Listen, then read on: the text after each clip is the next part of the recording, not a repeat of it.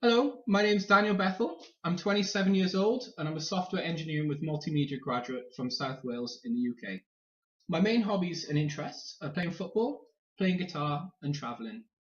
I've played guitar in several rock bands in South Wales for around 10 years and I've played shows all across the UK.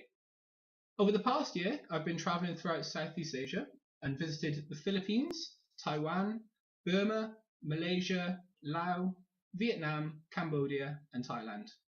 Whilst Thailand, I taught at a primary school in Suphanburi for 6 months, where I was one of six native English-speaking teachers.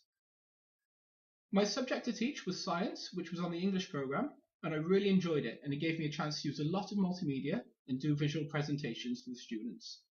This helped to keep them engaged. My main aims are to keep the lessons interesting and fun, and to get the students to interact as much as possible. I taught 3-year groups, where all the students were aged between 5 and 9 years old, and there was an average class size of around 35 students. For the majority of my lessons, there was no Thai co-teacher present, so I had to work hard to make sure that students were well behaved and they understood my instructions as well as what I was teaching.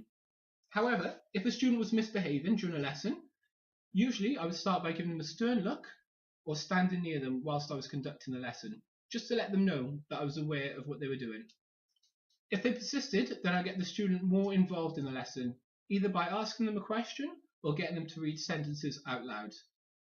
If the student was still spoiling the class, then I'd explain it's unacceptable behaviour, it's ruining the lesson for everybody else in the class, and they're disrupting everything.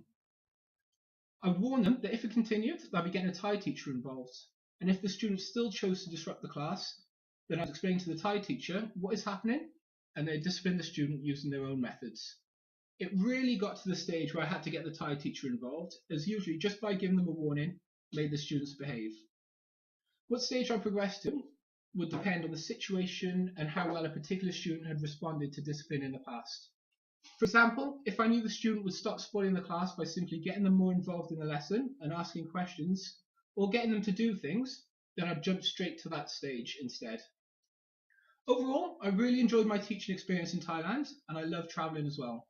Living and working in a cosmopolitan country like Hong Kong really appeals to me. I've read and heard so many great things about Hong Kong, and a friend has recently told me that he can't recommend it enough as a place to live. Thank you very much for considering for a teaching position, and I hope to hear from you soon.